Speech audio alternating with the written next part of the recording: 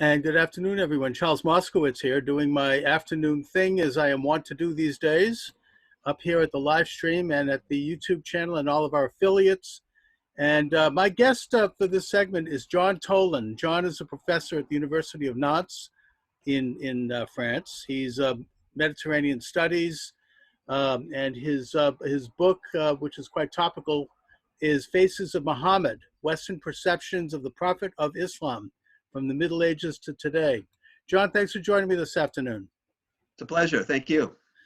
So, John, let's talk a little bit about the background here, because I think that the perceptions of Islam as it has developed in Western civilization has started to emanate from the time, really, of the Crusades, I suppose, when the West had its first direct contact with Islam as they tried to basically conquer the Eastern Mediterranean and Palestine. So give us a little background on the origins of this relationship and how that perception really started. Yeah, of course, Muslim conquests pushed west as far as North Africa, through North Africa and as far as Spain. So in Spain, there was contact between Muslims and Christians, obviously.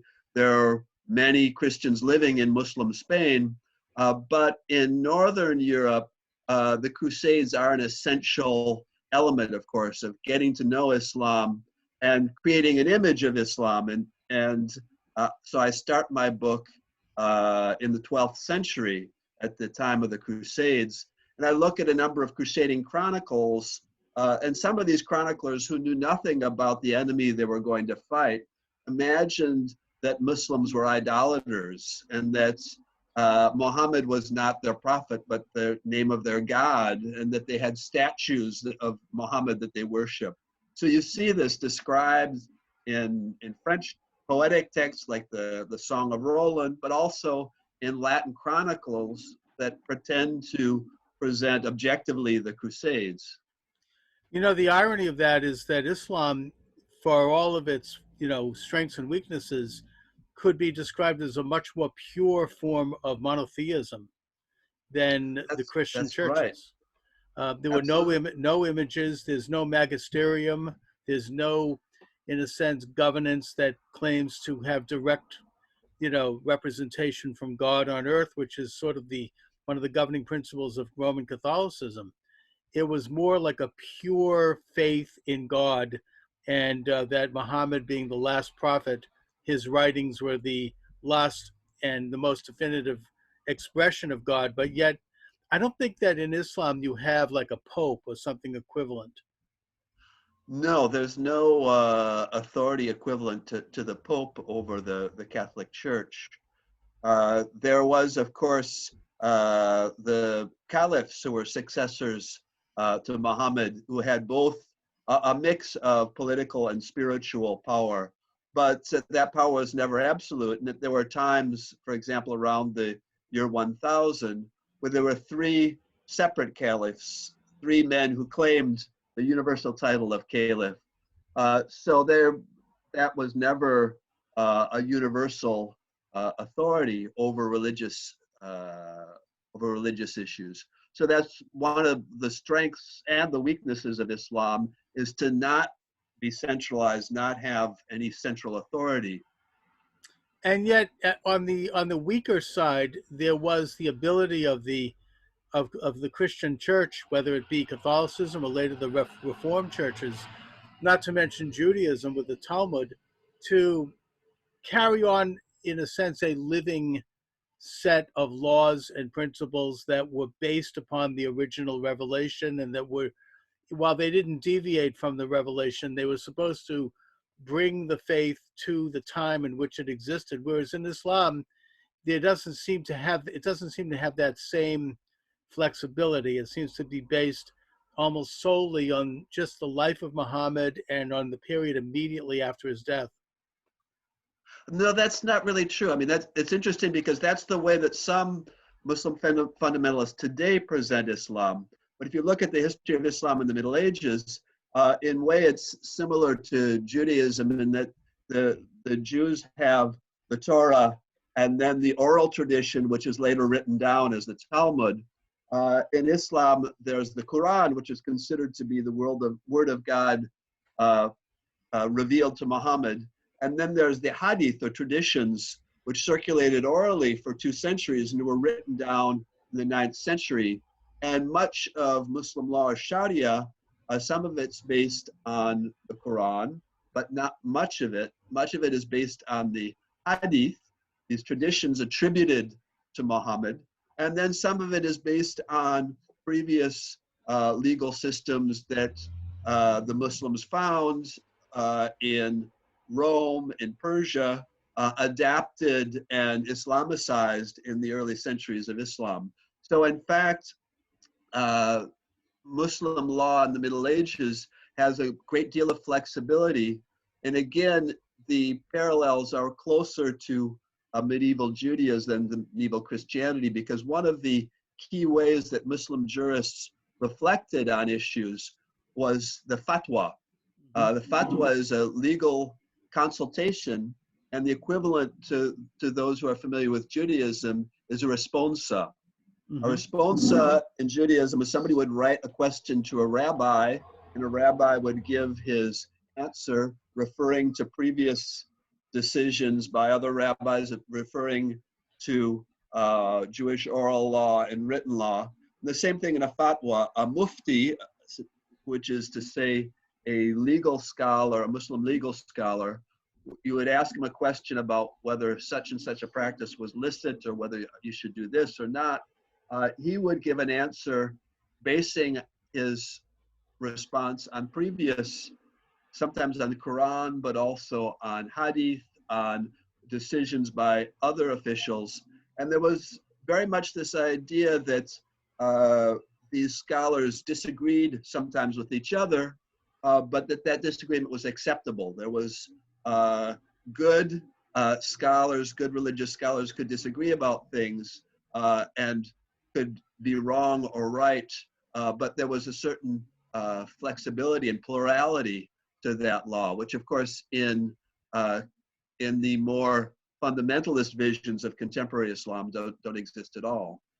Now, my view on this, admittedly, may be somewhat Eurocentric, somewhat Western biased, but it seems to me when I look at the history of Islamic societies, there isn't the same vibrancy and cultural growth and innovation and and development as we've had in the West. And I don't know if that is either true or not, but if it is true, I wonder, is that related to the nature of Islam as a faith and what it asks of its adherents? No, I don't think it is true, because again, I'm a historian who's a specialist of the Middle Ages, and you see, some of the most vibrant, culturally and intellectually vibrant cities in the Middle Ages are places like Baghdad, Cairo, Cordoba, where you have Islam as the faith of the rulers, and in many cases the dominant faith, but you also have a real mix of Jews, Christians, Zoroastrians for Baghdad, and you have a mix of different philosophical traditions coming from Greece and from India. So one of the things that marked Muslim societies in the period was a sort of pluralism. And though Islam was the religion of the rulers and the dominant religion, it was by no means monolithic.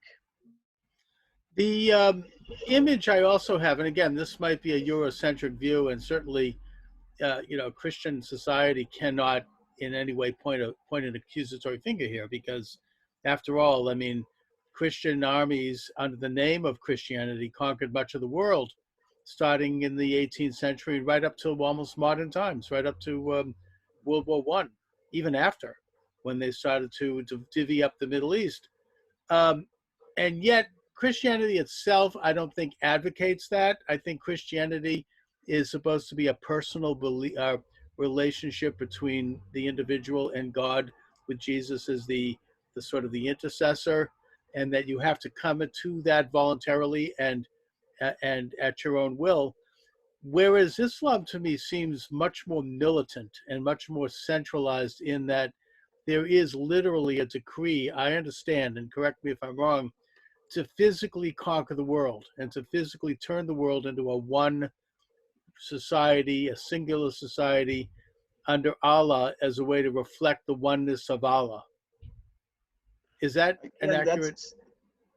that seems more based on what some fundamentalists today say about Islam than on what Islam has been historically.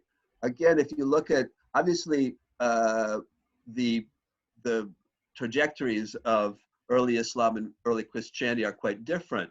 Jesus was a Palestinian Jew who had no political or military following, was put to death in Roman Palestine, and it's only centuries later when Christianity had become a major religion and finally the official religion of the Roman Empire that you get real violence, Christianity being spread by violence, monks destroying pagan temples, burning synagogues, and so forth. So there was, from the beginning, or at least from maybe the 2nd century of our era, there was indeed personal conversion, but there was also a lot of social and legal pressure and violence to convert Rome to Christianity.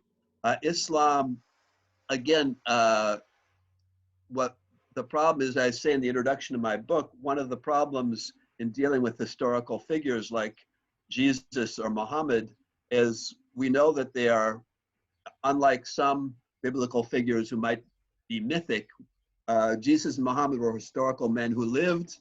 We know about when they lived. We know things about their lives, but all we have about them, or almost all we know about them, comes from the holy books written by their followers. So how do we know, how do we separate, and of course, historians since the 19th century have been trying to write about the historical Jesus. How do you write a biography of Jesus as a historian? You have to take the Gospels into account, but you can't accept them at face value. Similar thing for Muhammad. We know that Muhammad is an essential historical figure. We know some things about what he thought, what he said, but it's hard to read through the filter of Quran and Hadith and so forth to know what he actually preached, what he thought. But to get back to your question, clearly war and conquest are important from the beginning in Islam, but there's also the idea quite early on that there's no coercion in religion, so that while conquest against those who threatened Islam, conquest against enemies could be made, there was no coercion to make people convert to Islam.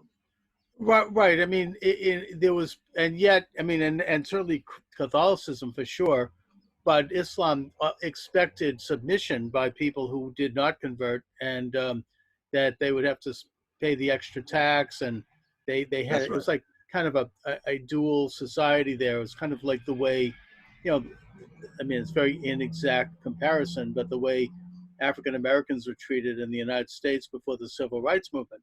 You know, you had you were segregated. You didn't have like a non-Muslim's word did not did not hold up legally in a court of law. That, you know, there were all these special rules. And again, Catholicism, in a sense, did the same thing to Jews with the idea of Sicut Judaeus, which is that the Jew is not to be harmed, he's not to be molested, he's allowed to worship, but that he's a cursed people. He has to be kept down. He couldn't have influence in the culture because he's evil. I just would take We see one that little. very much from the Roman period when the Roman Empire becomes Christian. The Roman empires from the 4th century, Roman emperors from the 4th century establish laws saying that Jews are to be protected. They can have their synagogues, but they can't marry Christians. They can't Right. have certain positions of authority. So this is very much, in a way, the Muslim laws about the dhimmi, which is to say the protected people of the book, mostly Jews and Christians, are very similar to and a continuation of the way the Catholic or the Christian Roman Empire treated the Jews. And if you look at Europe in the Middle Ages, it's a very similar thing. As you say, there's the secret Judaic tradition where Jews are supposedly protected. They have certain fiscal obligations that Christians don't have. They can't marry Christians. Same thing for Muslims living in Christian Spain or in Sicily. Same kind of protected but inferior status.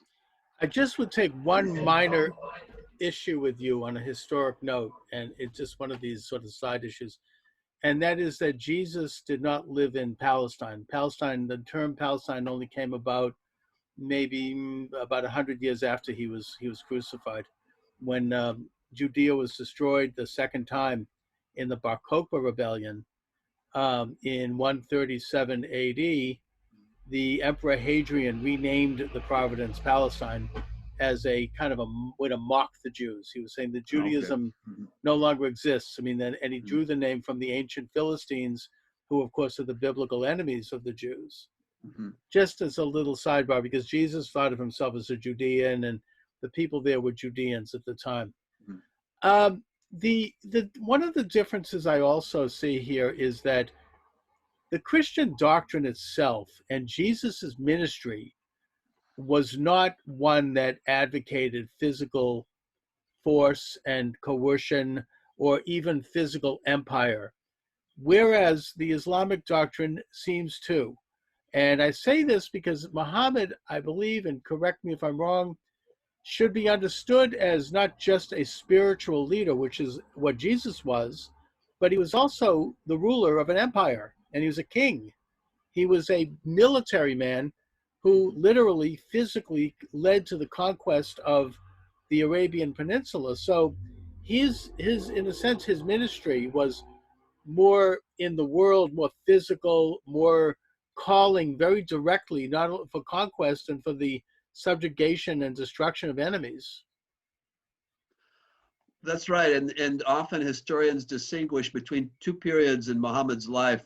The first one, he's living in Mecca, where he's preaching monotheism, he's preaching moral and religious reform, and in a way is preaching in the wilderness. He's got a close following of people. He's being, and again, it's hard to know how much of this is historical truth and how much of it, but this is at least the image we get from reading the Quran. He's being persecuted, his followers are being persecuted. And this leads finally for him to leave Mecca and take refuge in Medina.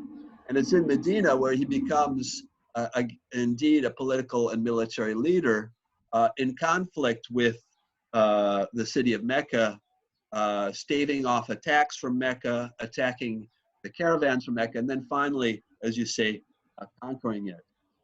One of the things that recent historians have made parallels between Jesus and Muhammad, and again, this is speculation, but both Jesus and Muhammad are often thought to be apocalyptic prophets, which is to say, they were preaching that the end of the world was near, and some of their followers really expected the world to end during their lifetimes or shortly thereafter.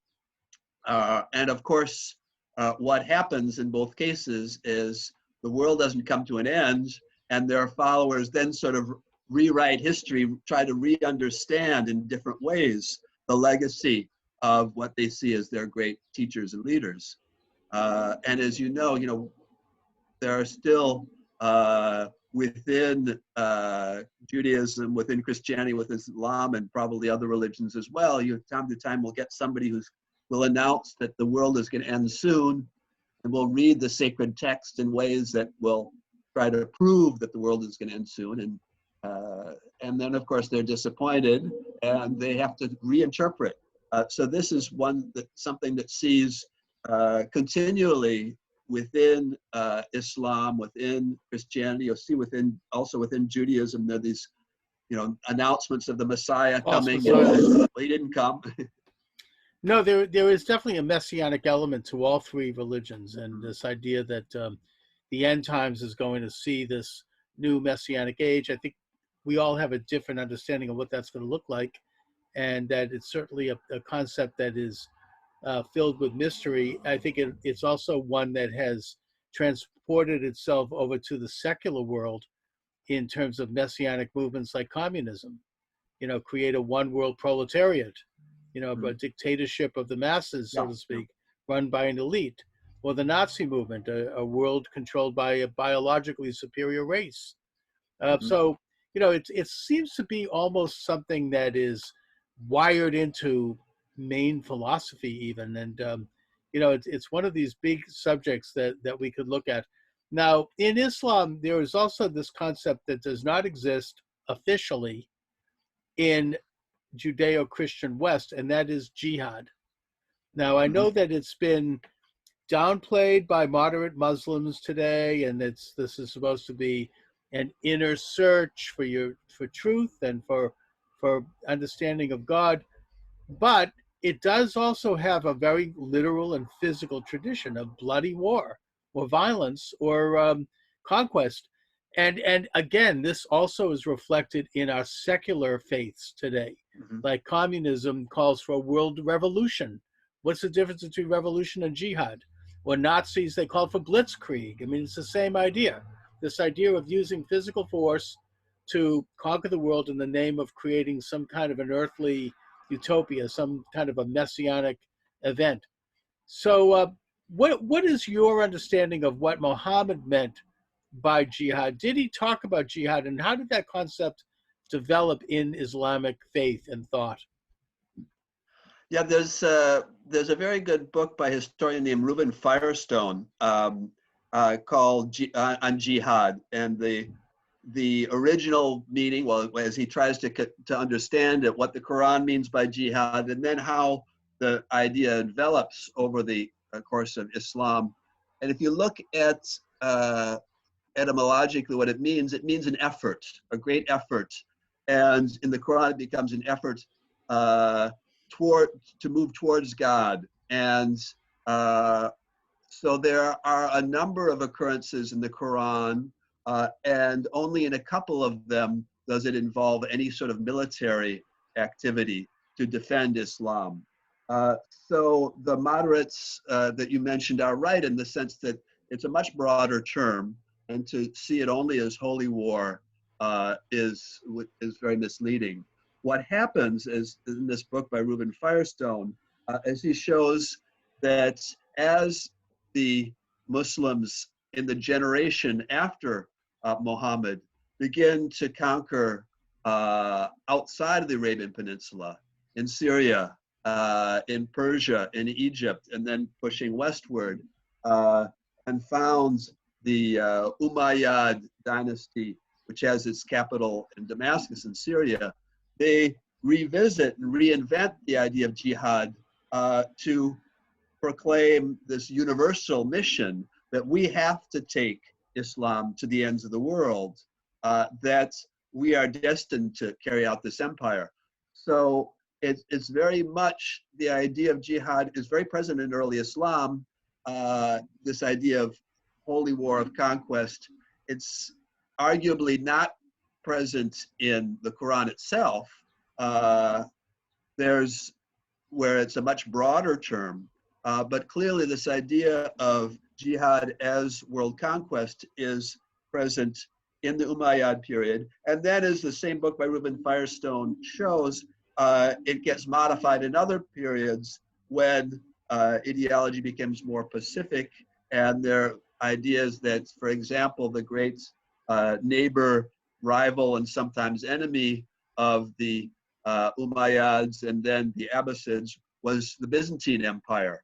And sometimes they would fire up jihad rhetoric to encourage attacks against the empire. And sometimes, on the contrary, they would say, no, that jihad is, they would give a much more pacific interpretation to justify alliance with the Byzantines. So again, these terms are very flexible. They can be reinterpreted. So when you look at people today giving very different interpretations of jihad, the same kinds of disagreements were happening centuries ago. And people, of course, can always revisit these texts and revisit these ideas to try to push their own interpretation.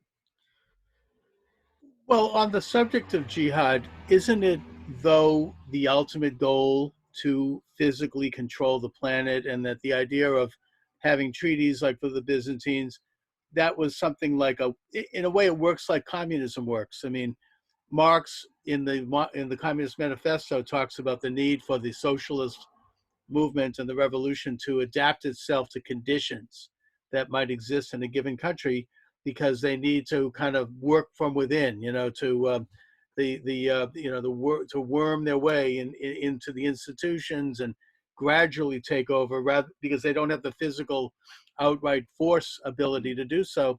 So they'll make peace, for a while, until they can figure out. No, that's sort of the fantasies of a few of a few loonies, Okay. and is often the sort of the loonies of the among the fundamentalist Muslims and the loonies among the right-wing sort of anti-Muslims coincide with this idea that there's this project of world conquest. There's nothing in Islam that would justify that, and no acts or of Muslim leaders that would make. I mean, they were all realistic enough to know that world conquest wasn't on the agenda. So while there is certainly universalist ambition religiously in Islam, as there is in Judaism and in Christianity, and the idea is, again, going back to apocalyptic ideas, there's the idea that at the end of time, people are going to see the light, and our enemies will be destroyed, and the rest of the people will all come to the true religion. I mean, this is something you find continually in Jewish texts, Christian texts, Muslim texts. So in that respect, Islam isn't really much different from Judaism and Christianity. Well, I mean, I think my understanding is that in the case of Judaism, it comes about not from conquest, however. It comes about because the Jewish people have reached a level of holiness in their observance with the Torah, and they've set an example in that the rest of the world, in their own way, reaches a level of holiness that the world knows God, and that's what brings it about, not conquest at all. Whereas not conquest by armies, but violence by God Himself. I mean, I've just been reading a book by an Israeli historian, Israel Yuval, called "Two Nations in Your Womb," about the history of relations between Judaism and Christianity, particularly in the Antiquity and the Middle Ages. And he talks a lot about apocalypticism in the two religions, and how there are different tendencies in each religion. And within medieval Judaism, you've got a Sephardi view, which says that all the infidels will convert at the end to the true religion, which is Judaism. And then you have an Ashkenazi view, which is more violent, saying, God will destroy all our enemies. Why that difference? Perhaps because the Ashkenazi Jews faced more violence and more prejudice than the Sephardis. But there is this idea that God will punish His enemies that one sees in the three religions. Well, I had not heard that there was a view that everybody would have to convert to Judaism. I think it has more to do with just that the world will know God. And there's no requirement in Judaism for anybody to convert. In fact, Judaism traditionally has discouraged that, and not, it doesn't view that. It's not in that sense universal. And, as far as, on the other hand, Islam being more of a conquering faith, this has been, I mean, there are different interpretations through history, but I think that this has been an animating aspect of understanding. And I mean, my source on this, and I am definitely on the right myself, so I'll acknowledge that happily. But my source for this is Harvard professor Samuel Huntington, who is not a man on the right. I mean, he's a professor of history who referred to Islamic bloody borders. He says that anywhere there is an Islamic country, they're in a state of some militant conflict with their non-Muslim neighbors, and that the idea of conquest does not necessarily mean violence or conquest. It could mean population pushing in, taking over from within. And also there's the concept, and this is similar to the communist idea too, of takia, the idea that you can recreate yourself, lie, go underground, be something else if you need to, in order to fulfill the ultimate goal, which would be to take over a society. And of course, Marx talked about this in the manifesto as well, the idea that anything really ultimately goes. I mean, there is no objective body of well to come back to my book, which was the occasion for you to invite me. What I've tried to show in my book, which takes the story of Western perceptions of the Muslim prophet Muhammad from the Middle Ages to the 20th centuries, is how Western perceptions of Islam have changed over the centuries, and how sometimes, of course, there are very hostile visions of Muhammad as being dangerous, a heretic, violent. But then there are other periods, particularly during the Enlightenment, in which Muhammad is seen as a model of religious reform, as somebody who's understood that there should be no clergy, that there should be a direct relationship between God and the believer. And one of the chapters I most enjoyed writing was the one on Jewish perceptions of the prophet in the 19th century, particularly some of the greatest scholars in 19th century Europe working on the history of Islam were Ashkenazi Jews, were people like Gustav Weil and Ignaz Goldziher.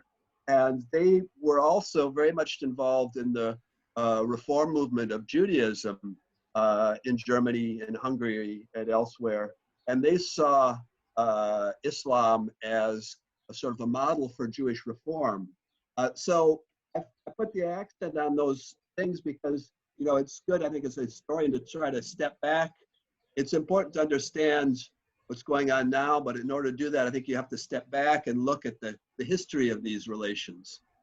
No, that's really interesting. I'm not all that aware of 19th century Jewish scholars. You should read my book. I will. I mean, no, that's great. And I also would point out that in the late 18th and 19th century, I think that Judaism and its scholarship and its rabbinic understanding went through a major revision of how they view Jesus too. Which I mean, I think up until that point, generally Jesus was viewed as a renegade in Jewish understanding. But I think after that, when with a closer study of both Christian texts and the New Testament and other writings, the view changed into one by which Jesus is viewed as a devout Jew and as a loyal, who believed that he was there. His mission was for the Jews, and that, I mean, if you look at it in a Jewish perspective, it becomes very different than what has eventually become the main narrative about Jesus and his attitude toward Jews and toward the Torah and whatnot. But just going back to bringing things up to today, or to Muhammad, I'm looking at this biography of Muhammad, The Life of Muhammad, by Guillaume, who was a French translator in the late 19th century, I believe, and who translated a biography of Muhammad by al-Ashaq, who I think was, it was the first biography of Muhammad. I believe al-Ashaq knew Muhammad, or he came shortly after. No, he was writing, al-Ishaq is writing 2 centuries after Muhammad's death. Okay. So he's using mostly oral sources that have been gathered. The hadith, which I mentioned before, these are sources that have been circulating orally. So again, it's very hard to separate the kernel of historical truth, which is probably there, but hard to separate from all the legends that had accrued over 2 centuries. Oh, okay. However, I'd point out that El-Ishaq's book has been viewed as definitive in Islamic circles from the time it was published up till today, and it is seen as very authoritative on Muhammad, and it does not draw a nice picture of Muhammad. Well, it depends on what you call a nice picture, but clearly what he's doing is he's accumulating a lot of material that had been circulating orally about the Prophet. So again, pious Muslims have accepted it as a sort of an accurate biographical source, but historians look at it as a collection of something mixing both legends and perhaps a kernel of historical truth. Well, but again, to come back to Ignaz Goldseer, and I'll close on this because sure. I'm afraid my time is just about up. But as Ignaz Goldseer said, these sources are great for understanding the societies that produced them. This is 9th century Baghdad, capital of a world empire. It's much more problematic to try to use these sources as really telling us about the life of Muhammad. It tells us what people in Baghdad 2 centuries after his death thought about Muhammad, but maybe less about Muhammad himself. Okay, and again, I'm looking at El-Ishaq's work as at least as authoritative as anybody could get, given the fact that, I mean, in his lifetime, I don't think anything was written. And the way he describes Muhammad is not something that I would describe, frankly, on this program, because even though it's an Islamic book and it's revered in Islamic circles, I, as a non-Muslim, would get in trouble if I talked about what is in his book, about his description of Muhammad and his practices and the way he conducted his life. I would say give it a good read and you'll see. And go ahead and read my book. And thank you again for inviting me. It's been a pleasure to talk to you. Thank you, John Tolan. The book is Faces of Muhammad: Western Perceptions of the Prophet of Islam from the Middle Ages to Today. John, I want to thank you for joining me this afternoon. Thank you so much, Charles. All right, take care. Take care. Bye-bye. All right, bye-bye. All right, John, I'll send you a link when it's up on YouTube. Okay, great. Thanks. Yeah, sorry to have to cut short. Not at all. That's all right. Excellent. Excellent. Okay. Real good talk. Thank you. Great.